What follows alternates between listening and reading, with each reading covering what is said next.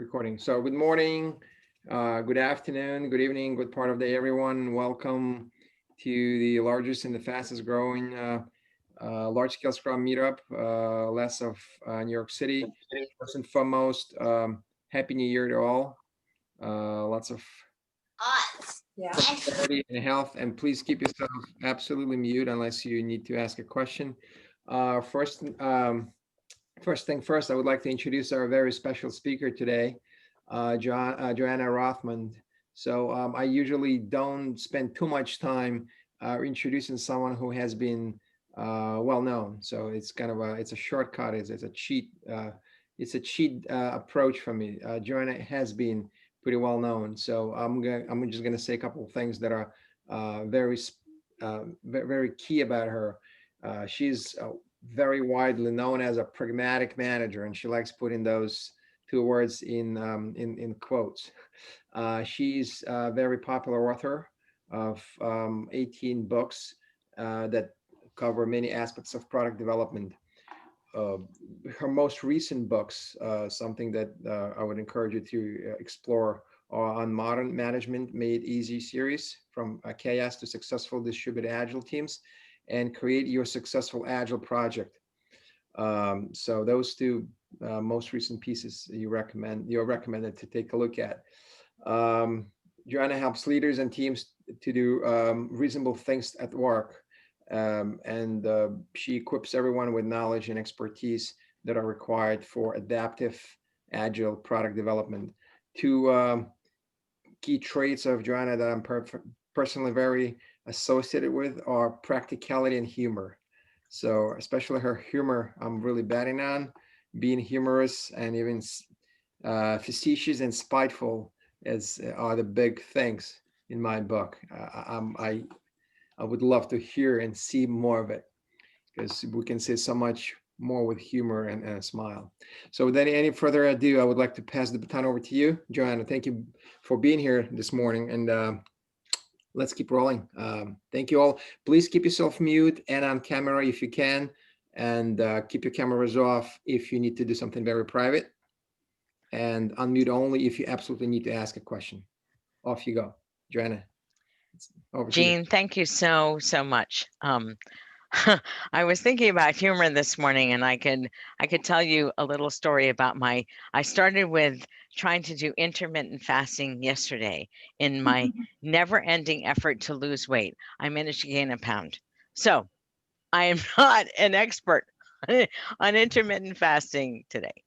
So let me talk a little bit about why I wrote these books. So, and why three of them, Johanna? Well, I started to write these management myths several years ago. I had led a bunch of sessions at conferences, and I realized managers did not realize what they should do to get the results that they wanted. And this particular talk is about the second book, how you can lead and serve others by focusing on the team, not the individuals. So, what I realize is that so much of our organizations are focused on the individuals. We pay people as individuals. We promote people as individuals. We assign people as individuals to a team. And then I don't know about you. I have been in teams where my manager or the various managers said, you, and you, now you're a team. And we kind of looked at each other and said, okay, maybe we have to work together to figure this out. So I would like you to think in the back of your mind and in the front of your mind as I speak, how can you change your focus from this notion of resource efficiency where we make every single individual resourceful and successful, and instead focus up to an overarching goal so that the team is the unit that we want to make excellent. So I just talked about resource efficiency and flow efficiency. Let me give you some examples of what that looks like. If you have a team where everybody is supposed to be busy all the time, and so let me just talk about a a feature team, right? This or a product team or some team that delivers features to a code base and eventually to customers. So the UI person takes it, and then the middleware person takes it, and then maybe the platform person takes it, and maybe if you have help, um, product based help, then you are you have a writer who everybody has to hand off their work from one person to another. That looks really efficient because everybody is busy all the time. However, what we really want is the flow of work through the team so that we have the best chance of getting the item, the actual finished feature, so that the customer can use it as fast as possible. Not faster, right? It does not make sense to try and go faster and incur all kinds of problems in the code or in the tests anywhere. But to talk about how we move the item to done as opposed to the people to done, right? So think about that difference. And the more we reward individuals, but we say we want collaboration, the more those two ideas kind of bounce off each other. And we say, I don't get it. Why would I collaborate with people if my individual promotion, if my bonus, if my pay is at risk? This is a problem. So I am not suggesting in this talk that you take on the the whole reward system in your company right now. However, I will suggest that maybe I can offer you some ideas about what you might choose to do in your sphere of influence. And if your My sphere of figure. influence is only in your little team, that's fine. But think about where you could go for your greater sphere of influence. So, when I talk about flow efficiency, every time I've done any kind of measurements with any team at all, a feature team, a management team, it does not matter. Every time I've actually looked at the case for flow efficiency, we realize we create outcomes much faster. We have many fewer delays. We have increased team learning. All of this makes agility much easier. I was I was teaching a product owner workshop the past couple of weeks with a client, and please make sure that you're muted if you're not me. Thank you. Um, so I was teaching this product owner workshop for a client, and they first said that they thought that their cycle times were 9 and 10 and 11 days with no delays in between any of this, that people worked on the same item for 9, 10, and 11 days. But they also said to me that they finished 4 to 5 features every 2 weeks. So I asked, how did that happen? I was not sure. Did one person take every item for by themselves? Oh no, they said. We ask each other for code review. And I said, so there's a delay for code review because you don't have the code review right away. And they said, no, we don't. So they did not realize that they were working in resource efficiency, optimizing for the individual as opposed to working in flow, which optimizes for the team and the items.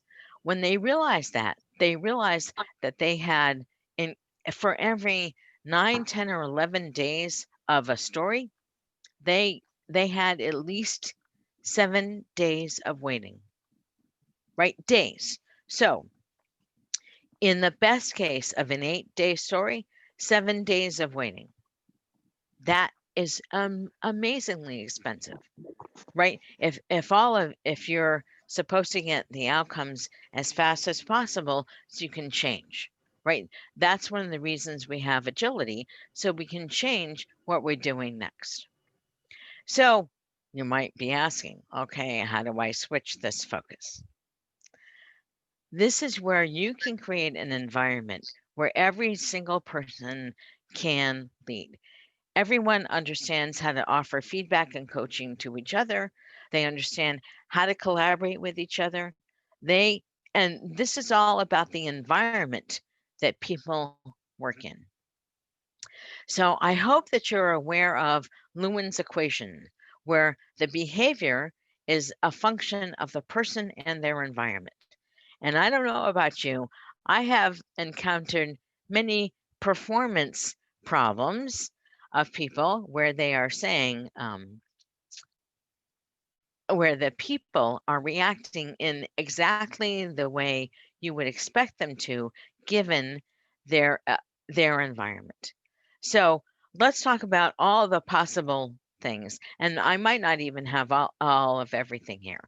Environment is, how does a team work? Do they work separately or together? Do they work partly together and then we have a few other people on the side? How safe are the people on the team to discuss their concerns and challenges? The physical location and how the person and the team use that location. Um, Jean has said several times. I don't remember how you put it, Jean, that you have had to use the fade to black or the fading section of the video because people did kind of personal things on Zoom.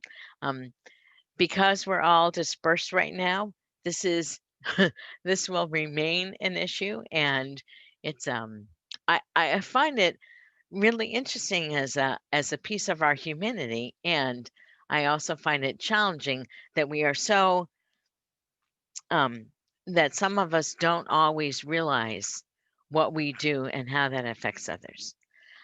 Certainly, the trust the team members offer each other and how the organization policies and procedures help the team or prevent the team from doing their work. So, the parts of Lewin's equations are the behavior B, right on the left hand side, is a function of the person and the environment. So it's not that there are that we can say exactly what the function is. So if we are supposedly in an agile environment, then we have individual rewards, right? How how would you expect people to behave if we say you get your rewards based on your personal contribution, but we're asking people to work in an environment of collaboration? What behaviors might you see in that circumstance, right? This is about how kind of the autonomy, mastery, and purpose pieces of how we work. So when I think about environment, I think it's all about the culture of the organization. I don't think it's anything but culture. And so let's talk about Edgar Schein has this great book about corporate culture. He has artifacts, values, assumptions, all the stuff that makes me kind of a little nutso. If we think about the three legs of culture, it's what people can discuss, how people treat each other, and what the organization rewards. Now, if we are lucky, we have a team that affiliates with each other, right? That's the top picture on the right. And if we are not so lucky, we have pieces of teams that affiliate with each other. I once worked in an organization where the old guard, literally, they call themselves the old guard, were three or four people who had been with this startup for forever, right? 5, 6, 7 years. And um, they hired new people, and the new people were kind of off to the side. They had created um, little little sub teams that worked together, and so they they did not have a culture of discussing how they did not come together as a whole team. And when I first brought that up in a meeting, the old guard literally said, "Look, we're the old guard. We know everything. The new people have to figure out how to catch up."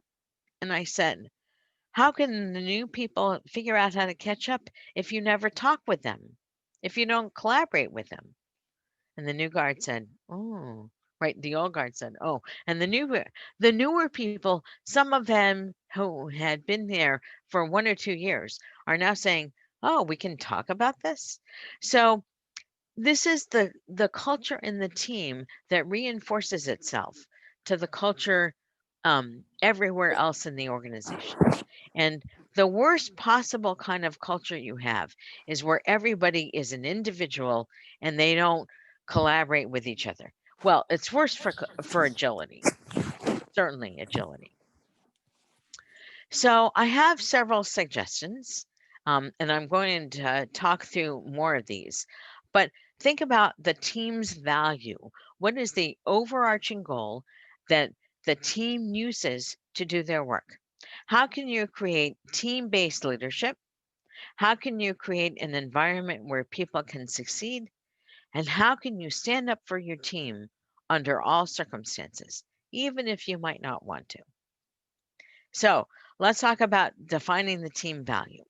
I really like to think about the value that the team offers the organization. I often start with a product or a service. If this is a feature team, a product team, even a project team. And in managers, I'm hoping that all of you are thinking, how do I use the concept of teams, not just at the code base level, for lack of a better word, but at the cohort level, the first level managers, the second level managers, the third level managers, all the way up to senior leadership. I find it so interesting that senior leadership often says the senior leadership team, and then we have teams at the bottom of the organization. And what about all those people in the middle? Are they chopped liver? No, they're not chopped liver. So, what value does this team offer the organization? What is the overarching goal that aligns with that product or service? And notice I said outcomes here. I don't care about outputs, right? Outputs are useful to see what we can deliver, but outcomes are things that other people can use. And then once you have this, you have the basis for moving from individual only goals to partially team based goals and compensation. Now, this last third bullet, that's a very big deal. That's not a one and done. However, the value that the team offers the organization and the overarching goal, that is something you can do in hopefully in less than a day, or at least start the conversation with the team and the people in less than a day. So I really like to when I think about the overarching goal, I think about the outcomes, and um, I really like this business of focusing on what the customers can do with this product or service. And I strongly recommend impact mapping. Um, if I hope I say Goiko's name correctly. Goiko Agic wrote this lovely book called Impact Mapping, and that starts with the outcomes that you want and works through the why for which kind of actors in the system. And then once you know the why and the actors, you can create deliverables. I find this really helpful. I have been having a devil of a time with OKRs with my clients. Their OKRs look a lot like MBOs, management by objectives. Um, Johnny, you're supposed to do this project by that date. That's an output. That's not an outcome, right? What can the customers do this? And why is Johnny doing this alone? So if you have real, honest to God OKRs, that probably works for you. My clients are really having trouble defining OKRs, so I'm not even using them anymore. Now, once you have that goal, you can coalesce around that goal. And that's where learning together is so, so helpful. So, this client of mine that was doing code reviews that were after the code was written, they were not learning together. They were also not spiking together, right? A spike is where you do a short time box experiment to learn something. So they actually had this um, way of spiking where the most senior technical person would do all the learning for the team and then tell the team what he or she had learned. And that was as inefficient as it sounds because the team often got stuck in stuff that the technical leader had already figured out before. So, learning together, working together in many, many ways, I find is much more helpful about for coalescing around a goal than working separately. In addition, the more the team can maintain its technical excellence, the faster they can finish. So technical excellence makes everything much easier. And I really like the idea of small experiments and learning from those small experiments. Now I see we have a question about spikes. Don't we consider all work to be work in which we learn together? So, um, four, that's a very interesting name. I used to know a guy named three. Um, so four, I find that if one person learns, does the spike on behalf of the entire team, that one person has to explain what he or she learned to the entire team. And I don't know about you. I find that I forget stuff. I don't remember that what I did not know at the beginning of my learning is something I need to bring to the rest of the team. So I really like all work to be work in which we what you said, how we all work together. But I find it's a real challenge to bring all that learning to the team. Jean, I'm going to answer part of these questions later. Oh, you're collecting all these questions. Thank you very much, Sheen. Yep. Okay. Now, the next part is team-based leadership. I find that, well, let me just say this. I did not get into software because I am a touchy-feely person. I got into software because I really liked solving problems with computers. Yes, way back in the Neanderthal age, I saw problems with computers. I thought, holy cow, somebody is going to pay me to write code. This is awesome. And then I went to my first week of work and I called my parents at the end of the week because this is back when long distance phone calls actually cost money. And um, and I said, I said to my father, everything I do is with people. He laughed at me. And I said, why are you laughing? He said, that's what work is. I said, but I spent all this time in school doing everything as an individual. He said, welcome to the world of work, Johanna. So I had to learn, and some of you who know me would say, "Yeah, it has not yet taken." I have had to learn any tact and diplomacy I have right now. There's not much of it. I work very hard on helping on taking in feedback so I can learn how to offer feedback. I have worked very hard on offering coaching to people who wanted it. And as a leader, as a team based leader, your job is to teach feedback and coaching and often offer meta feedback and meta coaching. Feedback about the feedback, coaching about the coaching, coaching about the feedback. Right. This business of it's not the actual work, it's going up a level to um the meta problem.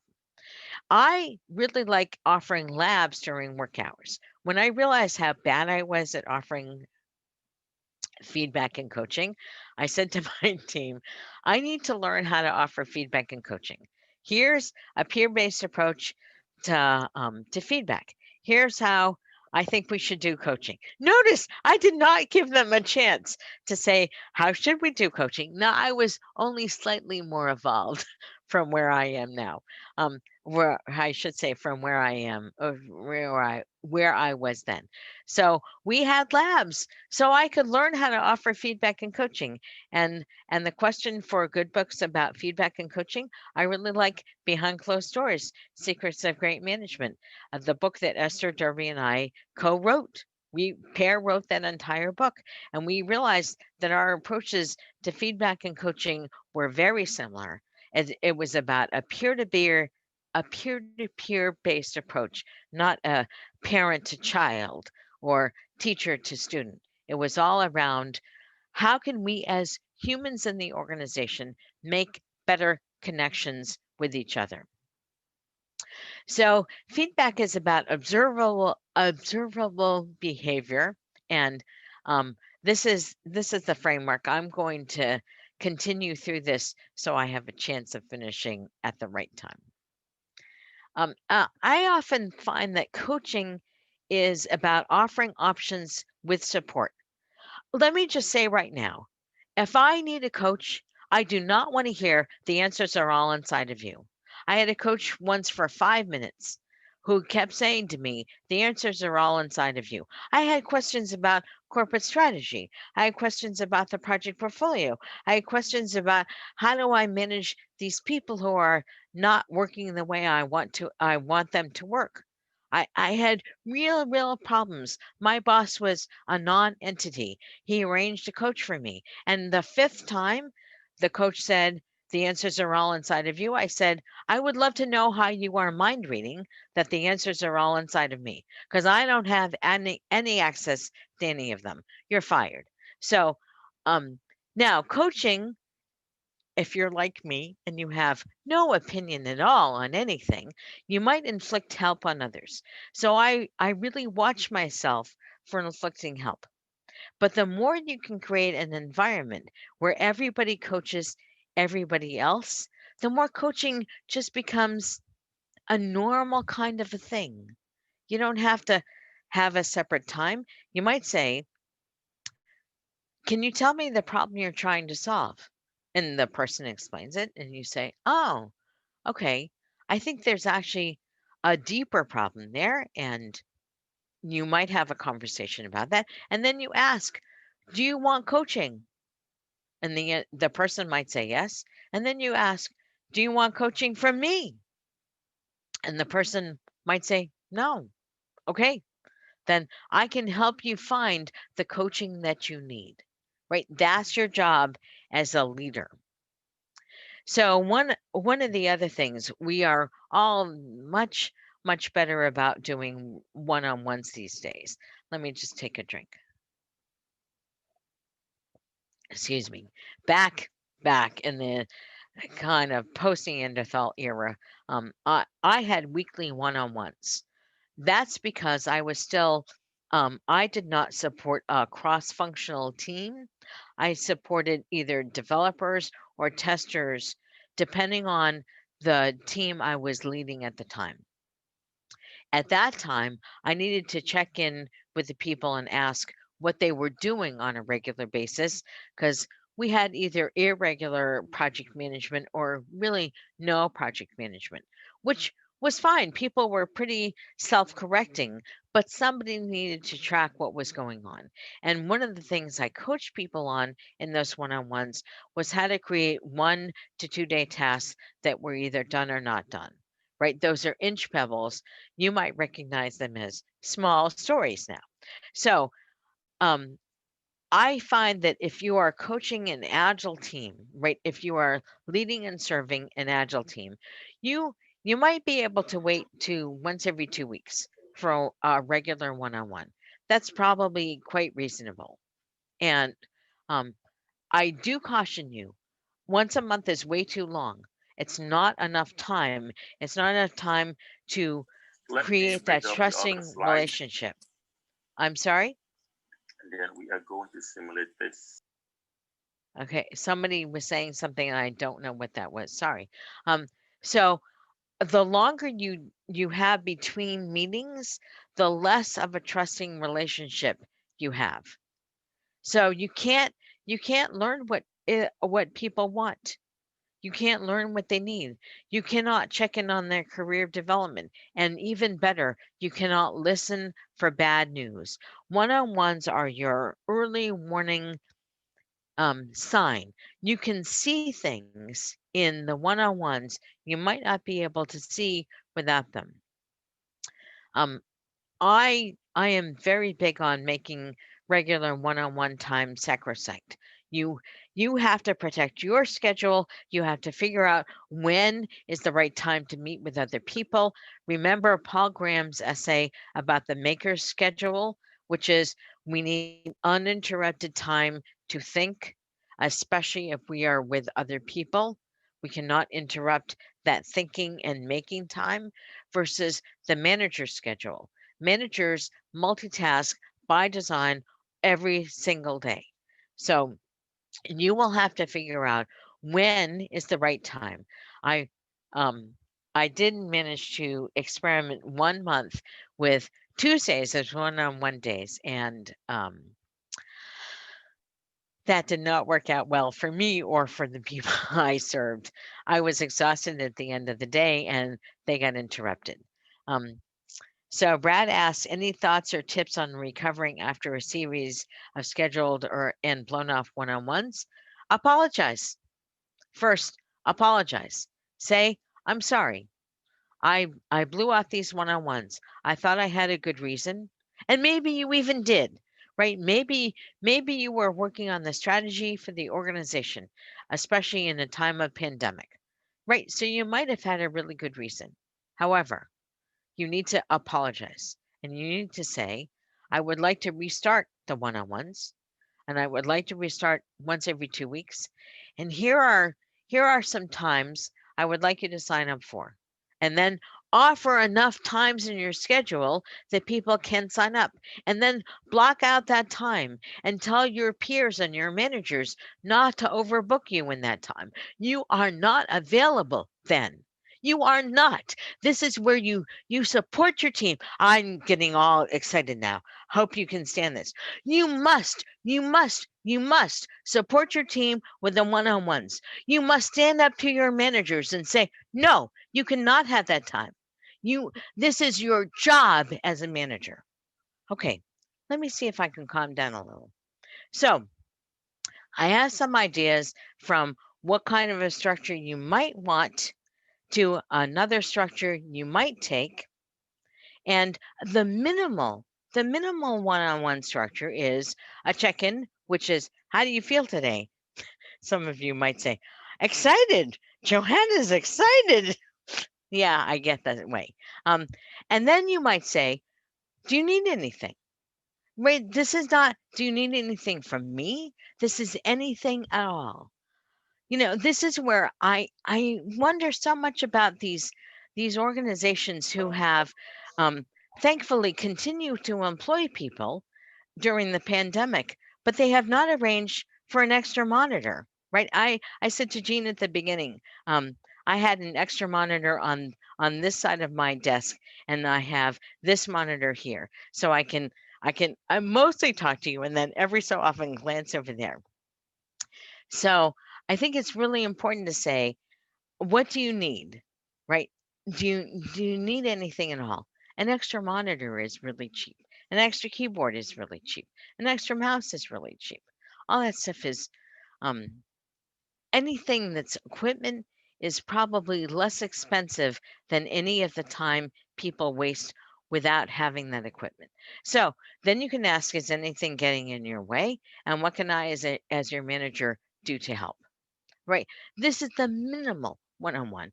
Now you might want to start here. I'm not sure where you want to start with one-on-ones, but if your manager has blown off your one-on-ones with him or her, you get to ask for one and you get to ask for one repeatedly.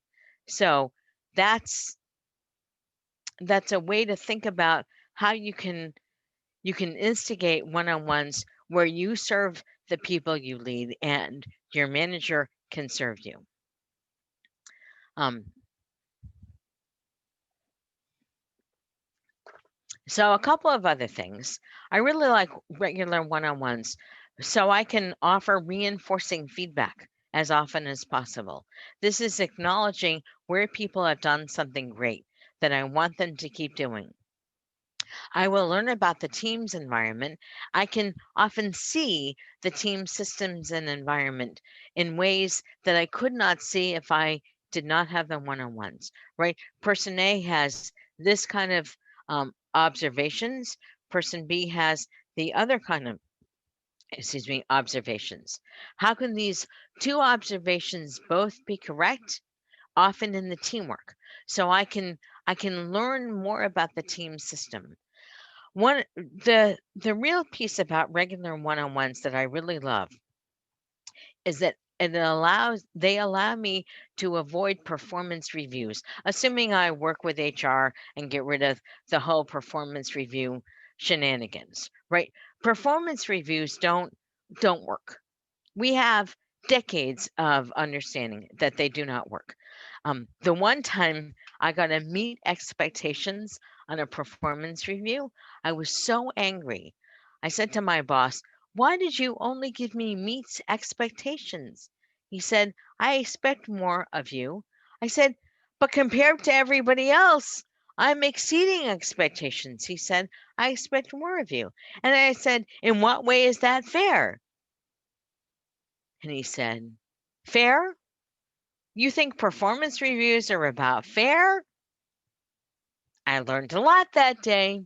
Performance reviews are often about managing the little bits of money that a manager can offer people as an incentive, that 1, 2, or 3%. Just stupidity. Uh, well, stupid and stupidity.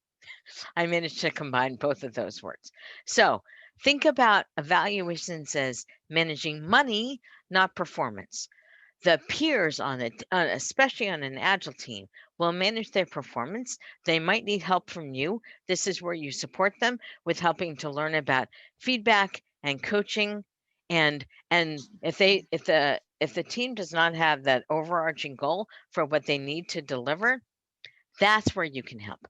So really think about what one-on-ones allow you to do and how you can use one-on-ones to stop with the bureaucratic nonsense. Bureaucratic nonsense is not in this talk. That's in the talk about book 3. Okay, so um, I mentioned that reinforcing feedback is about seeing what people do really well that supports them. It turns out that um, people don't really listen. No, let me say that again. People really like to hear reinforcing feedback.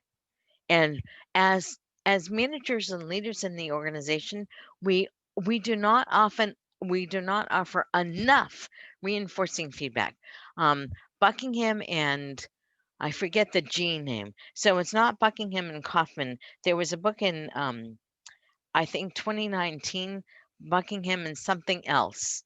And I will find that and send it to Jean, so we might be able to put it in the notes for this.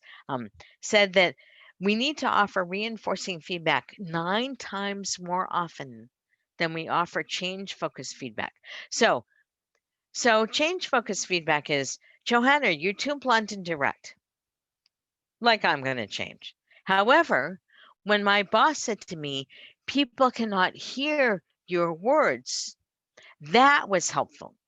So I can really focus on how can I how can I help people hear my words even if I am blunt and direct.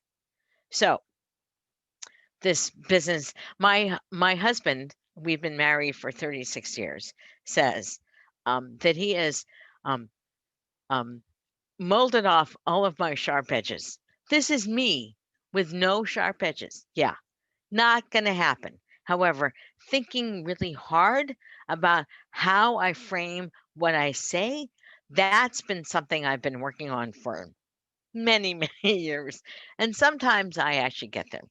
So, this is why reinforcing feedback is really helpful. When my bosses said to me, I really understood what you wanted me to do, as opposed to feeling like you were telling me I was an idiot, right? I don't want to tell people they're idiots. That's not the way to make friends and influence anybody. So yeah, I can use that change focus and feedback and then reinforcing feedback so I know when I'm doing it well. Now this business of creating an environment where everybody can succeed, this is where I really like to think about collaboration over cooperation. How can we get the team to work as a team? And if you have a work group, say a customer support group or some other single function group, you do not have a team. Those people might need to collaborate every so often, but they more need to cooperate. And so, excuse me, think about how you can weed out the non-gellers or the people who cannot do the work. And think about when the last time was that you saw somebody who really did not fit in the organization. I often find that those people do not have the interpersonal skills, right? They might have, they might not have enough technical skills. I have only seen one case in all of my years of work where people did not have enough technical skills. And I offered that person training. So, because she had great interpersonal skills. And she said, it's going to take me too long to really get to where I want to be. I'm going to go look for another job. And I said, oh, okay, fine. Um, I mean, what are you going to do? Keep people there who don't want to stay there? So, if you have non gellers, here are people who are non-gellers. Everybody is happily talking at the beginning of the meeting. We're all sharing interesting little tidbits about ourselves. I got to tease a few people today about their beards. I didn't really actually say I did not have a pandemic beard, but I might have said something like that, right? This is we were gelling even as a non really work team. If you ever get onto a Zoom or go into a meeting where the conversation stops because this one person came in, or if you have somebody who cannot hear what other people say, or they go off and do something regardless of what everybody has agreed to, those are non gellers. You get rid of them as soon as possible. The first thing you do is you move them off the regular team. You also, if you're like me, you give them no work, right? You take all their work away and you do not let them interfere with the team who are doing the work. That, of course, gets you a much more focused team who is able to contribute as a team. Then you work with either HR or the non-gellers and you figure out, um, can we fire these people? I have had great success firing these people and helping them find another job at our competitors. Right? Every time I said that, for years, every time I said that, people say, "You talk to your competitors?" Of course I do. How else can we? How else can we know what's going on in the general? This was a geographical area, but why wouldn't we want to know what other people are doing?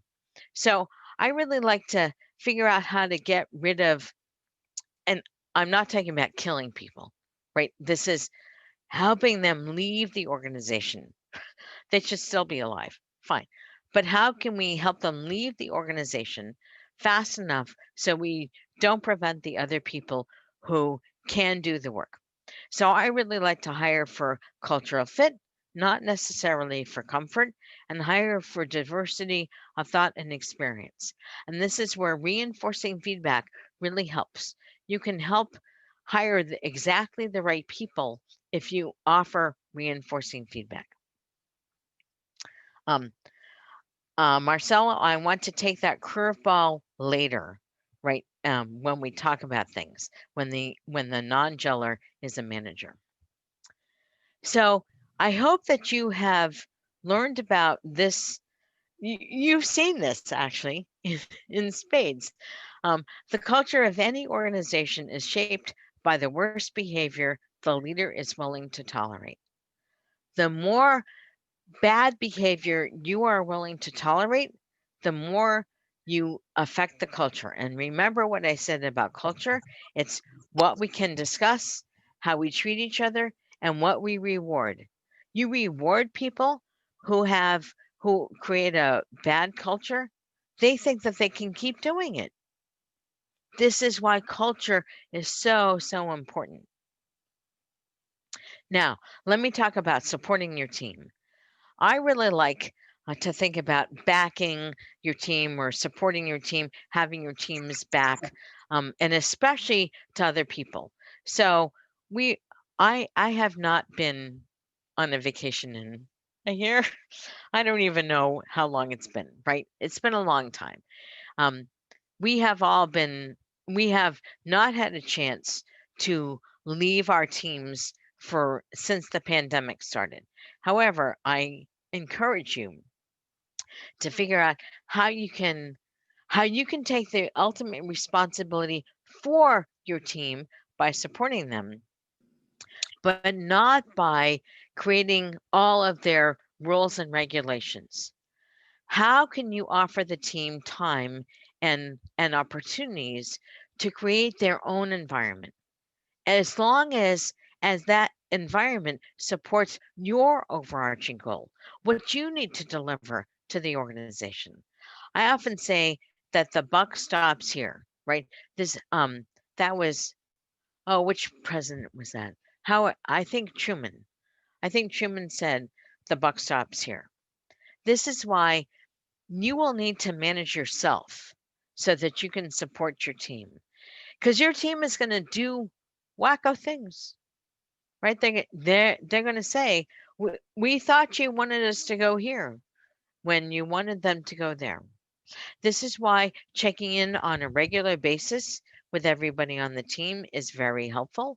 This is why understanding the goals of the projects or the overarching goal for the team is so helpful.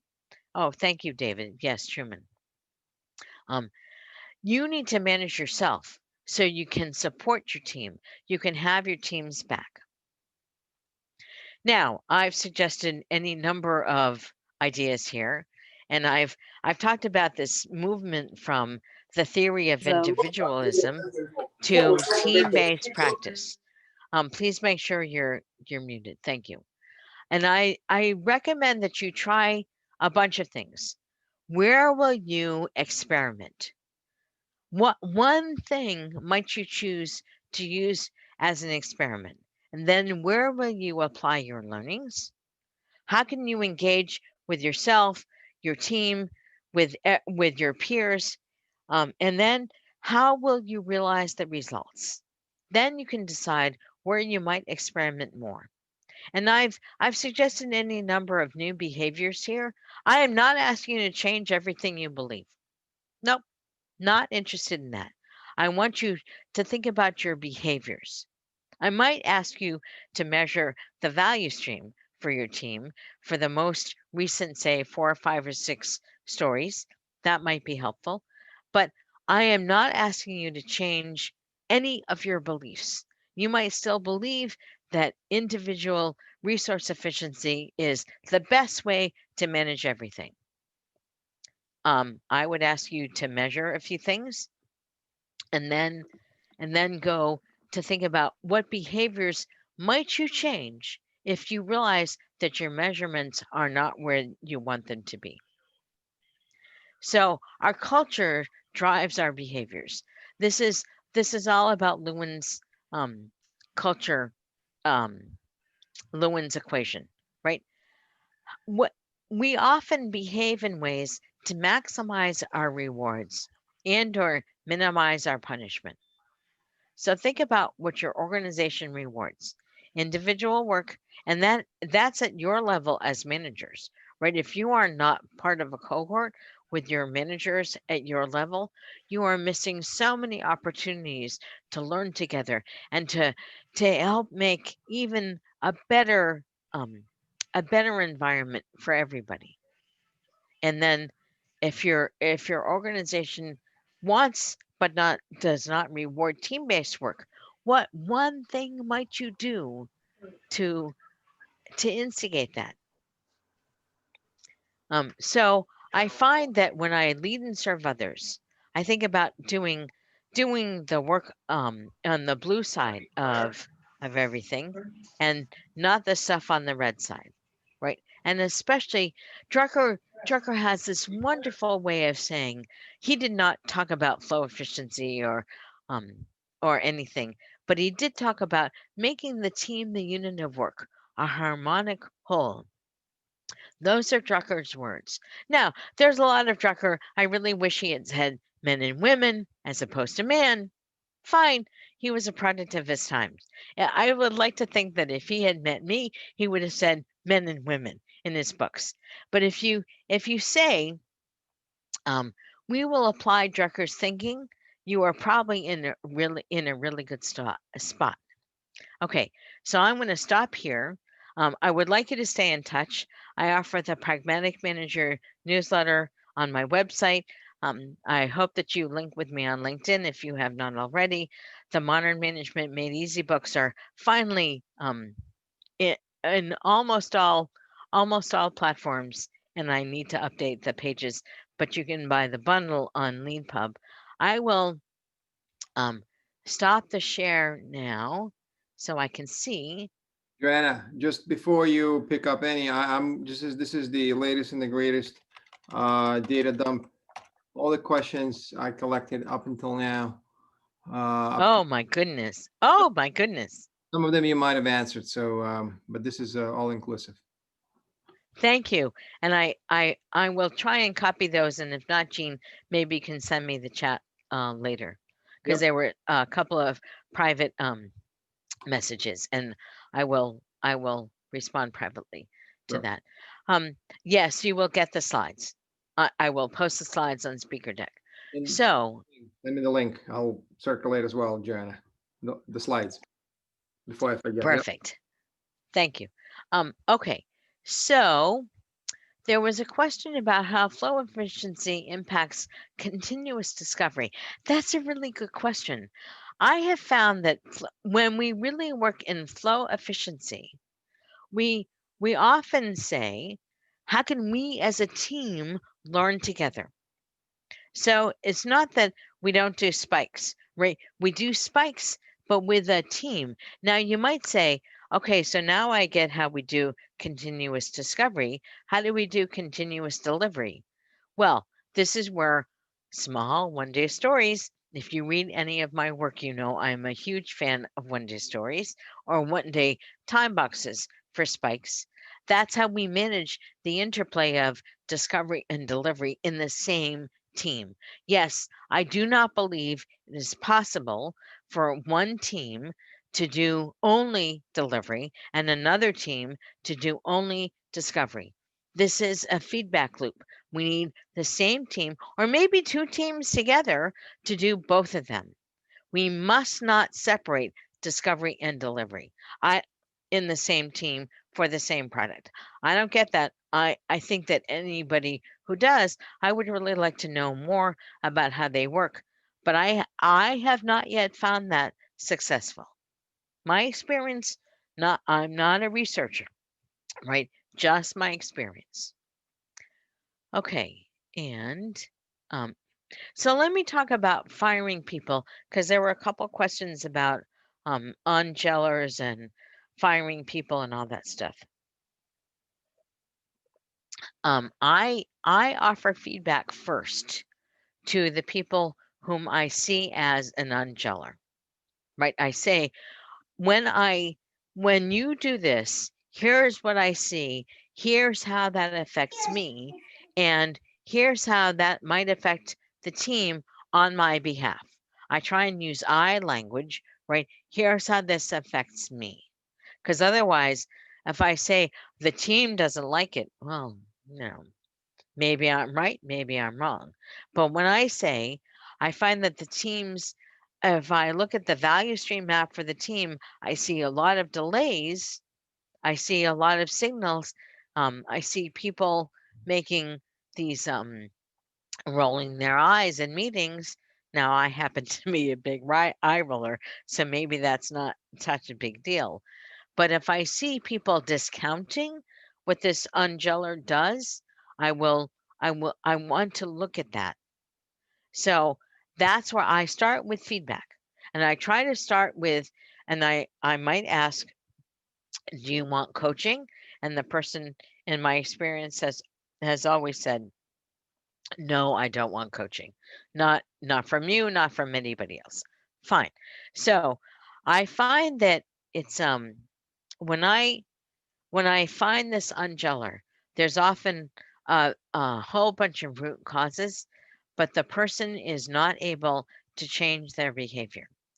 That's when I get HR in this. I do a performance improvement plan with, um, I need another way to say this. I was thinking of drop dead dates. I think drop dead is um, a bad metaphor. So I think fail and out is a better metaphor. So let me try that from now on. And so we get together, we have a 6-week plan. As soon as the person does not deliver according to that 6-week plan, we we start off the um the out paperwork. Right. Now, this is why you need HR involved, because HR's one function is to keep the company out of court. So you need HR involved. Um, and that's how I do it. I hope that that's enough. So I probably spend too much time trying to save people, but once I make the decision, I have not more than 6 weeks. Um, so let's see. What do I recommend is the best ways to work in a hybrid waterfall agile EBS upgrade project? So you should know it's not agile, it's waterfall, right? Do not do not think that you are doing a hybrid project. You have interim deliverables with the agile part of the project. You have a waterfall culture. That means you do not have an agile culture in your team. I wrote about this in my program management book, Agile and Lean Program Management. Collaborate. I don't remember the subtitle. Um, if you, that's the book that talks about what you really have. Now you can try and get the waterfall people to deliver something once a month. I have yet to succeed in the waterfall people delivering something once every 2 weeks. Maybe you can. Maybe you are better than I am. However, I strongly recommend that you see the reality of your situation and you try and say, how can we deliver something useful every single day, right? These one-day stories, and maybe we can help this waterfall project change by attraction. You should also read Esther Derby's um, 7 Rules for Change. Is it 7? I think it's 7. So yes, yeah, Esther Derby's book is excellent. I often say anything Esther writes is excellent, but it happens to be true. Um, yes, thank you, Marcelo. So um, just do not think that you have a hybrid project, because the waterfall culture of resource efficiency trumps everything. There is no way you have a culture of collaboration or a culture of continuous delivery or a culture of even continuous integration. You don't have it. Now, maybe that kind of a project not does not need it. I don't know. Maybe you would be better served by having um, shorter projects with deliverables. Maybe that's a better way to do it. Okay. What other Let me see if I can go back to the questions. Um, would getting the individual to self reflect be as effective as presenting observable behavior to him or her for feedback? I am one of those people who thinks that I would like to be perfect. My self reflection is imperfect. Therefore, I am imperfect. I find it very helpful to have people hold a mirror up to me and say, Do you realize that when you said that, you really kind of pissed so and so off? Did you look at their face when you said that? And I would say, no, I didn't. I guess I should learn more about that kind of behavior. So I think that if you have people who are really good at self reflection, I think it's possible. I I am one of those people that even though I really try and reflect, I I miss that stuff. I just don't see it. I just don't. So I am happy to continue staying on and answer more questions. Um, and I think that that's up to Jean. Yeah, Johanna, this is great. Well, first of all, thank you so much for having this, giving us this great perspective. Let's keep the channel going for a little bit, see if people raise. So let's make it live now. If someone wants to ask a question, I have. they can Uh, ask. Like, learn. Jane, Yes. Please, Mercy. Mercy. Mercy. Yeah.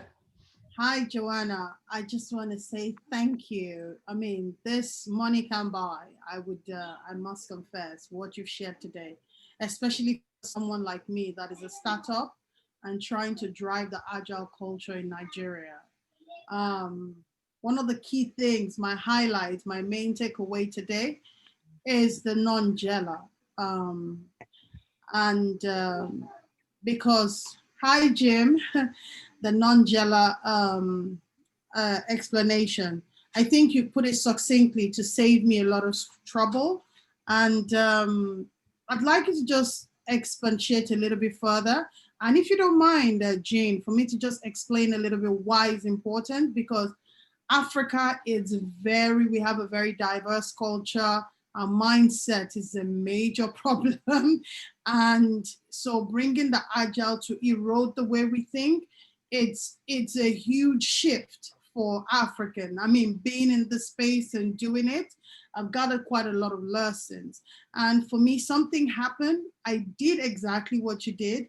And now I feel liberated because I just use the analogy of a bad onion. If you keep an onion that is bad within good onion, it's just going to mess the entire onion and like just cut it off. So if you can just to help me further, but I feel liberated by your explanation because I feel so good that I did what I did and now I feel free. Just expatiate a little bit. That would help me personally a lot because I notice a lot of people are interested in that non-Jella conversation as well. So, the first time I did this, I was only a technical lead, and I went to I tried to have a conversation and collaborate with this other person. He was not interested in collaborating at all, and he was the kind of guy that when we walked into a room for our team meeting, he would say, "Here's where we are. Here's what we need. Here's what you all need to do so you can serve my needs." And of course, none of us at first it was untrue, and secondly, it was not useful the way he said that. So, I said to him, of course I did in public, right? None of you were so surprised. I said to him, "Who are you? Who died and made you king?" He said, "I am the senior person here. I know more than all of you, and my way or the highway." I said to him, "You're not the boss, and it's not your way or the highway. We really need to figure out how to solve these problems, and we need all of us to solve these problems." My boss was not in the room at that time. Um, my boss actually said, "I didn't hear this. I can't do anything about it. You'll have to wait until he does this when I'm in the room," which was kind of sort of fair. Right. Otherwise, he was taking what I I might have been lying. So 6 months later, right, we're kind of muddle along through the next 6 months. Then my boss got laid off and I became the manager. And now this guy is still doing it, right? He's still acting this way. We had gotten so little done in the previous 6 months. And we could not go on this way. We did not have a tenable team this way. So I said to him, I'm gonna call him John because his name was not John. I said, John, when you act like that, here are the effects on me and the entire team. I need you to collaborate with us. You have some great ideas. However, the way you frame these ideas um, negates everything you say about these ideas. And it turns out that some of your ideas are wrong. So, can we have more of a discussion and less of pronouncements? Oh, yes, yes, yes, Johanna, we can do that. And then in the next meeting, he did exactly the same thing. So I offered him feedback after the next meeting and I said, you did it again. You have another meeting tomorrow to discuss this. If you can, don't do that. I was not that good at saying don't in my feedback at that time, but I need you to behave this other way. So he did it again, and then he did it the third day. And then I went to HR and I said, we are firing him. We are not keeping him around. I like this bad onion. Bad onions even smell worse than bad apples, right? I said, we are not getting the work done that we need to do. We need to, he cannot be in this organization any longer. So the first thing I did was I said, you are now off this project. He said, what are you going to give me to do? I said, you should look for another job. He said, you can't make me look for another job. I said, I'm not going to make you look for another job, but I am starting the process, the performance improvement plan with HR, and you will not have a job here if you do this again. He said, you can't do that to me. I said, why? He said, I'm a protected class. I said, what class is that? He said, I'm over 40. I said, you're not a woman over 40, right? Women over 40 in the US at one point were protected classes. I'm not even sure what they are now. So I said, no, no, no. You really need to look for another job because your days here are numbered. We've all been putting up with this for the last 6 months. I'm not going to put up with it any longer. You are preventing us from getting our work done. So that's what happened. And I said, do you want me to set up interviews or anything else with our colleagues across the general geographic area? I don't want anything from you, he said. Okay. I also did the same thing several years later when I was more practiced at this with an unjeller. That's actually a story in the book. And I did find her a job at our competitor. So I think the biggest thing is when you see people behaving badly, you cannot tolerate it. They either need to change their behaviors or you need to change how you tolerate them. And first, kind of cutting them off, preventing them from being a part of the team, that often works. But they're still in the organization. They still spread their poison.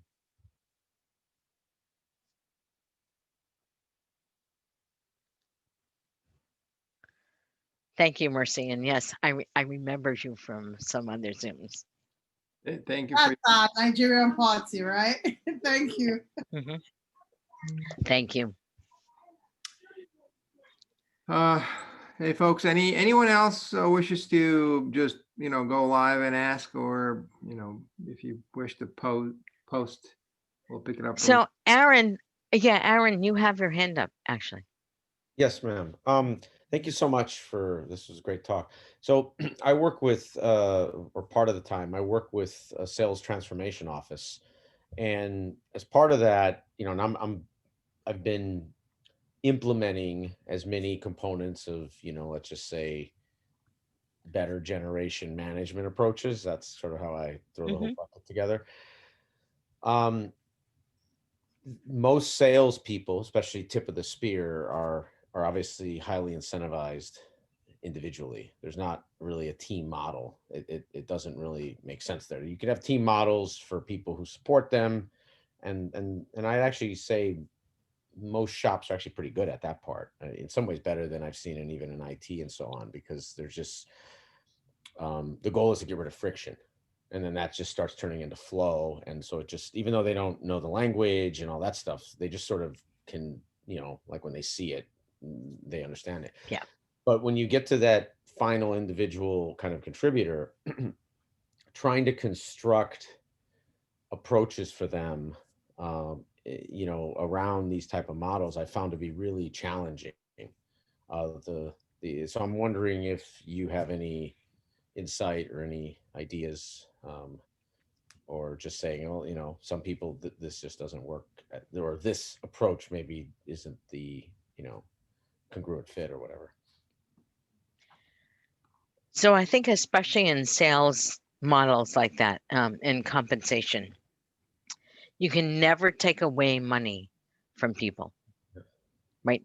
Taking away money to give it to other people, not going to work.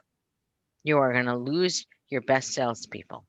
Yep. So instead, how can does flow efficiency buy you shorter delays so you can make money faster? So you protect their money and therefore have a bigger pot for everybody else. So like an And maybe, like an accelerant. yes. And maybe then use that pot.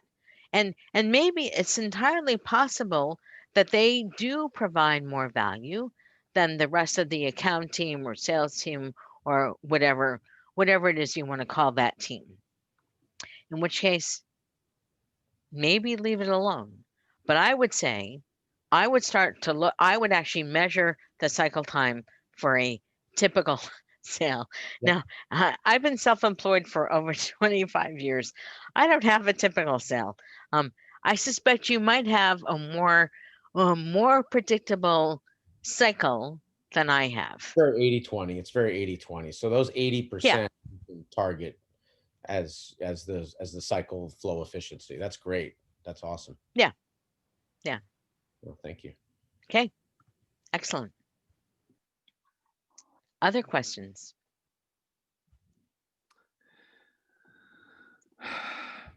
Daniel. Yeah. Thanks for a great presentation and sharing your wisdom.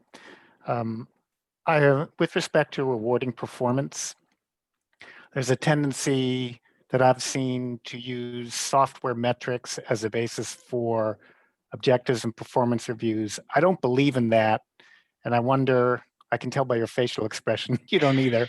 I wonder if there's some references out there or books out there or people who are experts that I could bring in so it's not just my opinion. Okay, so I'm going to try and bring up my books in an application you cannot see. I have in the books, I have all these references about why performance evaluations don't work. 9 Lies About Work is the Buckingham and the other thing.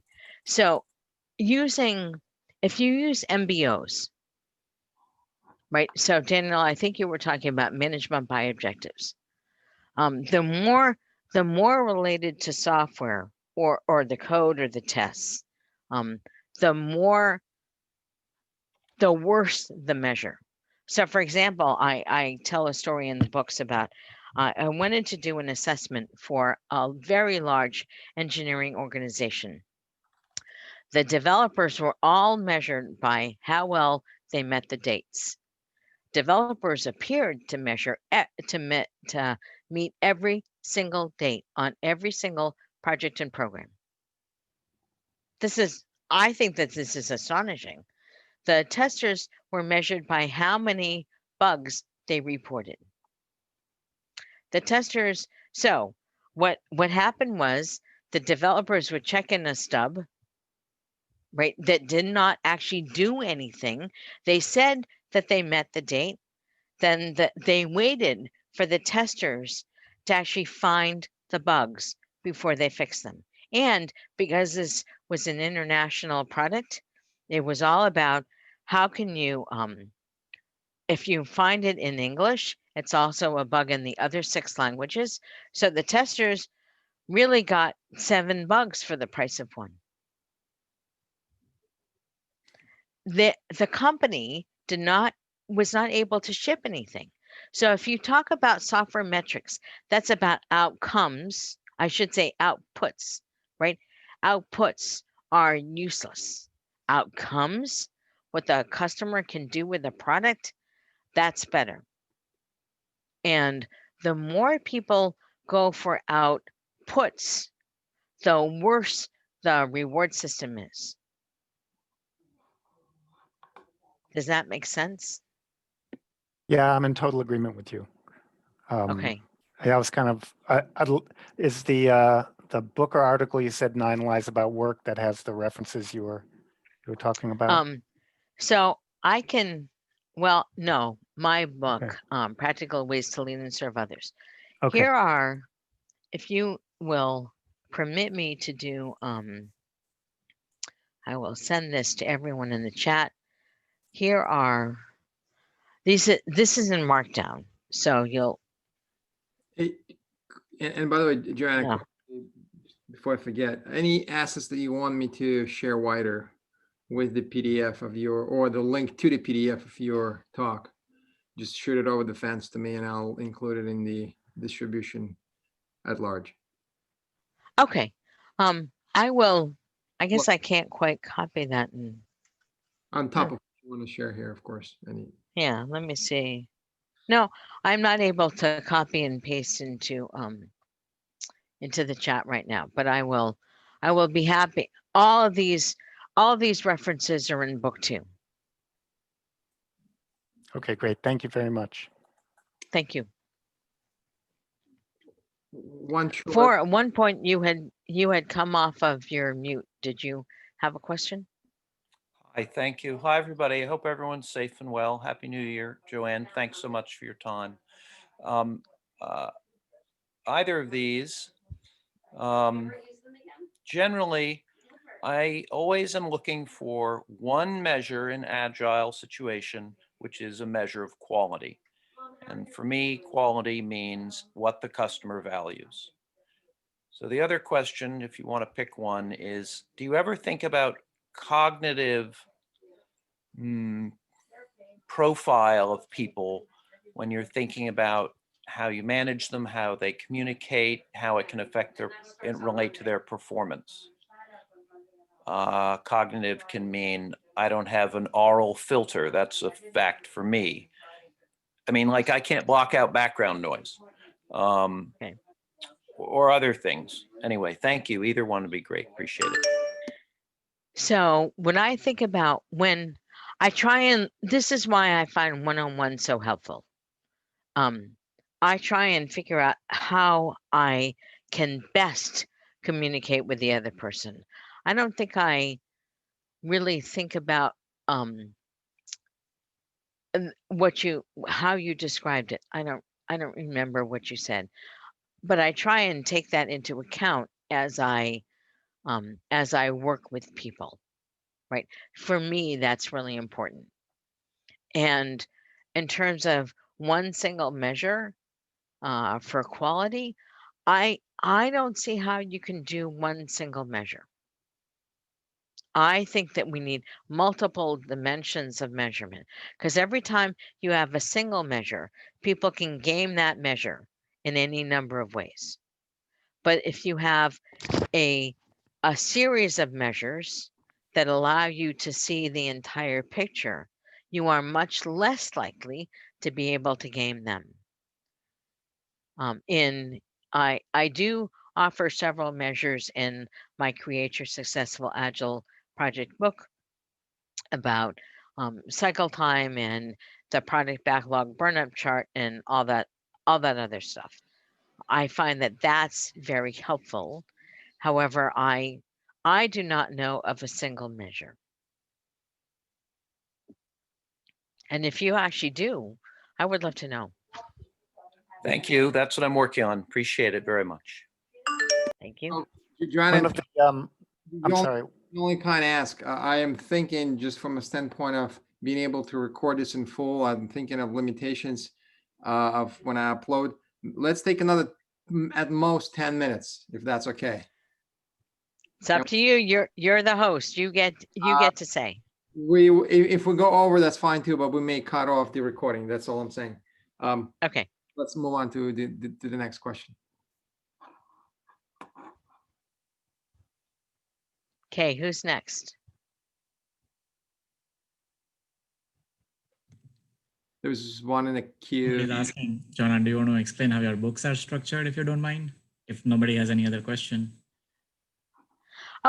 So I structured the books as questions. So the title of the chapter is a question, and that follows the myth. So let me see if so for example, and in one of the early chapters in this book, how many people can you serve as a manager? And then the myth is you can manage any number of people as a manager. Right. So, and then I go on and at the end of every chapter, there are options for how you might move from where you might be now to a different place. And these are all options for your behaviors. Again, not interested in challenging anybody about beliefs. I'm not going to do that. But behaviors, yeah, we can really think about what that might mean.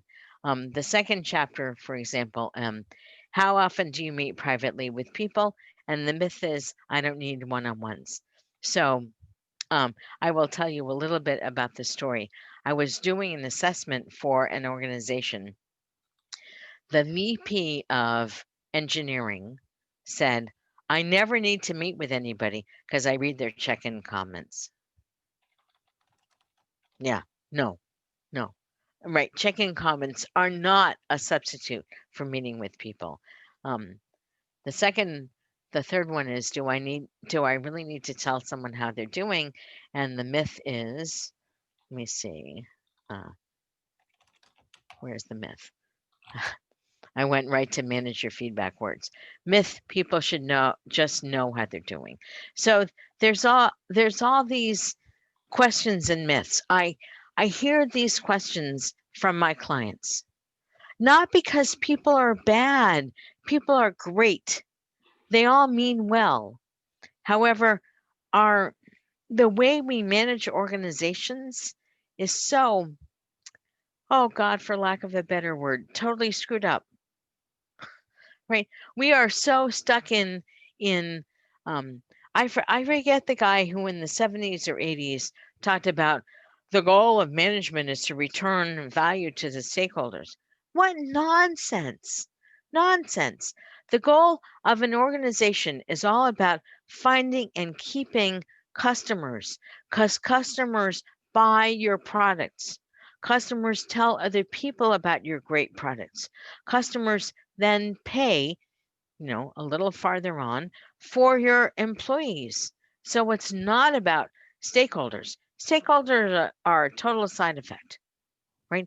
It's about what can you do to satisfy employees and therefore satisfy customers. Well, I should say satisfy customers via employees. Maybe that's a better way. Okay, Lucy, I see your hand. Thank you so much. I love that last line. You got to put that on a t-shirt.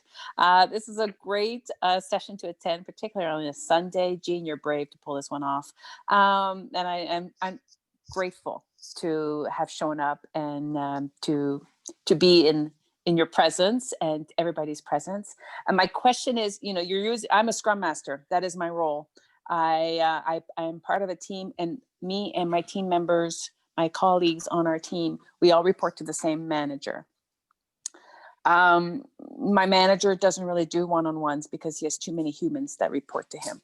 So I feel like where I used to work at another company, I used to do one-on-ones because we didn't really have a manager. As the Scrum Master, I did them. So what is your thought, like the context of everything you've shared with us? What would be your advice for a Scrum Master who does some of that one-on-one work? Is it the same? Is it different? I would Thank you. actually, I would actually talk to the manager and say, I realize you're overloaded. Right?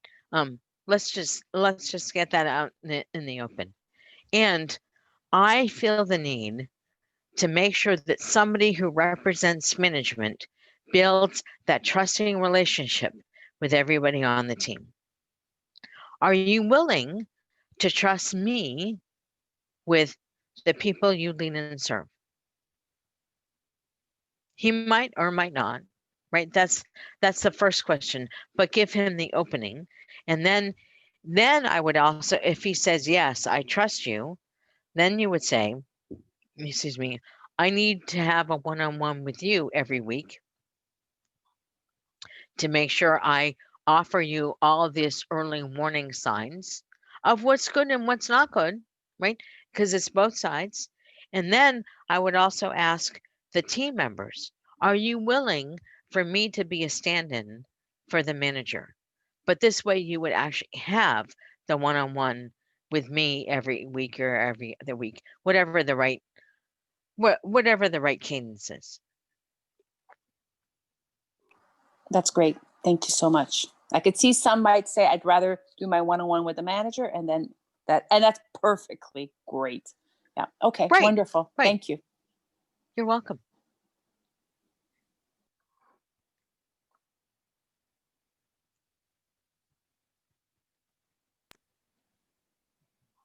Four, go ahead. Coaching agreements. You've discussed coaching and haven't mentioned them. A lot of people talk about them. I wonder if you have any thoughts to share today. Thank you.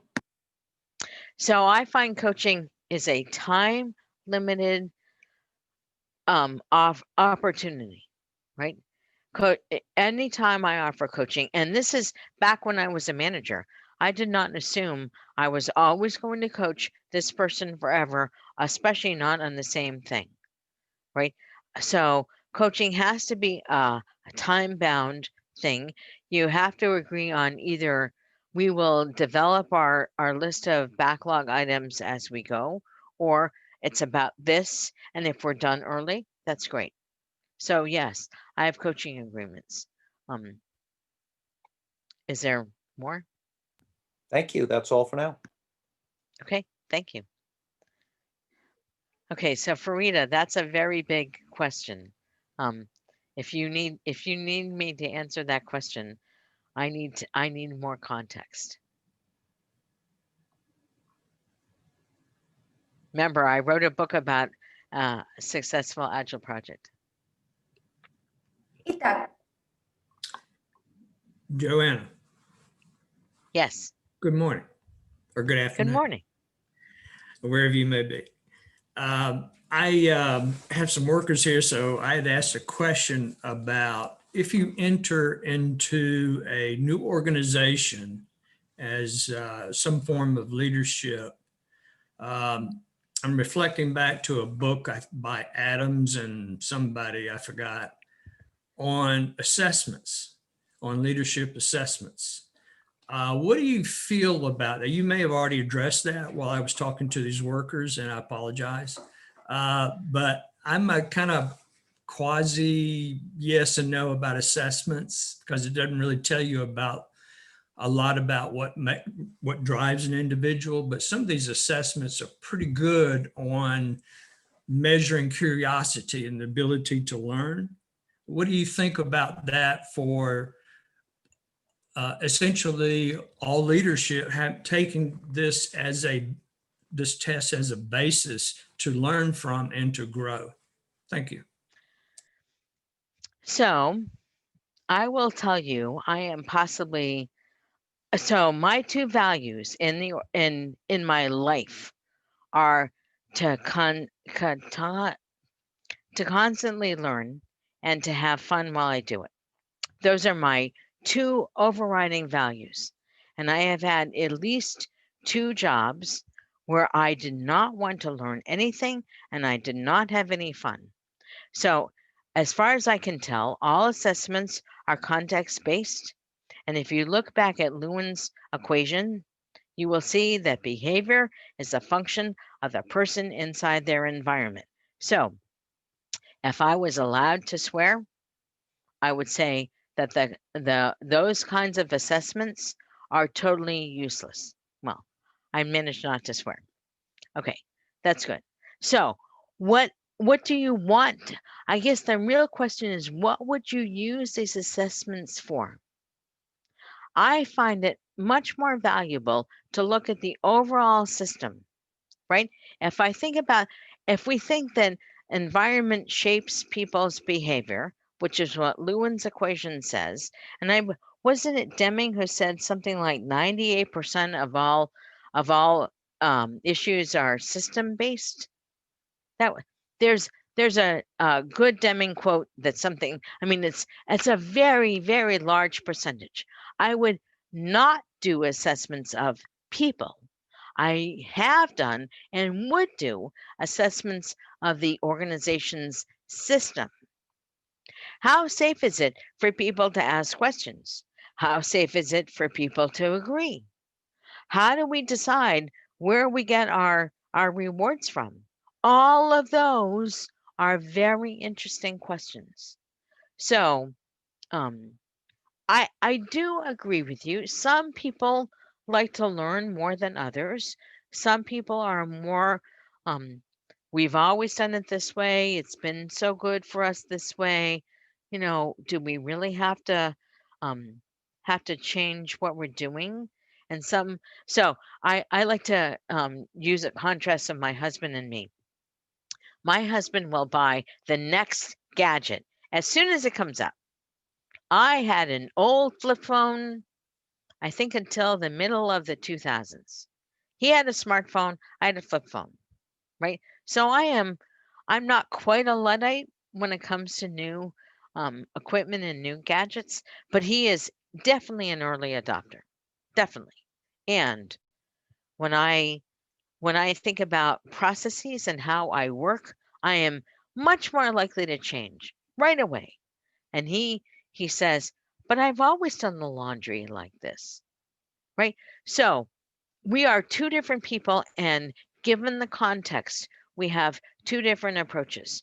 So while I commend you for wanting to look at the people, and I really worry that you are looking at the people and not the system. And Igor, I think you have your hand up.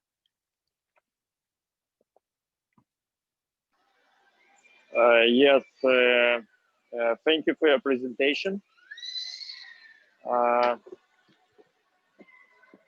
So my question is, what is, in your opinion, what are the most important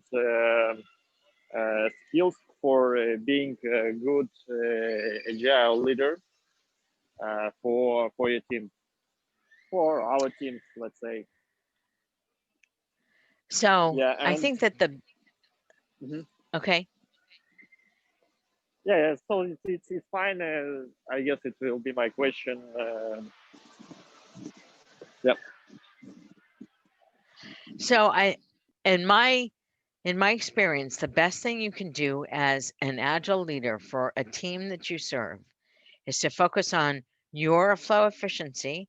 How long do people wait for you to make decisions for them? How much can you distribute the decision making to the team? And how well does the team work in flow efficiency?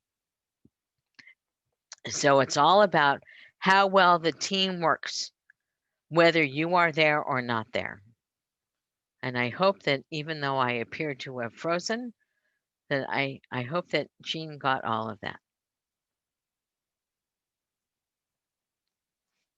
And of course, my mouth is open while I'm frozen, but that's fine. Yeah, you are loud and clear. You came through okay, Johanna. For some reason, your video froze up. Maybe it has to do with the length of the recording.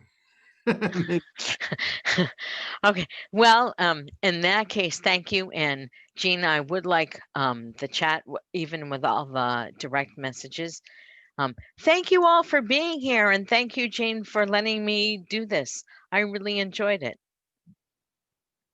By all means. So once again, thank you very much for coming out and doing this with us. I will share with you the recording as well as the report, the script. And I've pinged you already separately, Johanna. Any assets you would like to send along my way, please do so, and I'll make sure everyone else gets them and wider. And folks, once again, thank you for joining and making this interactive and very robust. And happy Sunday to you all. Enjoy and get some rest. Johanna, thanks again. I appreciate your presence here. Thank you, Jean. I had a blast. Thank you, everyone. It's fantastic. You made it a blast. Thank you. Thank you, Jean, Appreciate it. Joanna. Thank you, Everyone Jean and take Joanna. Bye-bye. Thank you, Joanna. Thank you, guys. Excellent. Thank you, guys.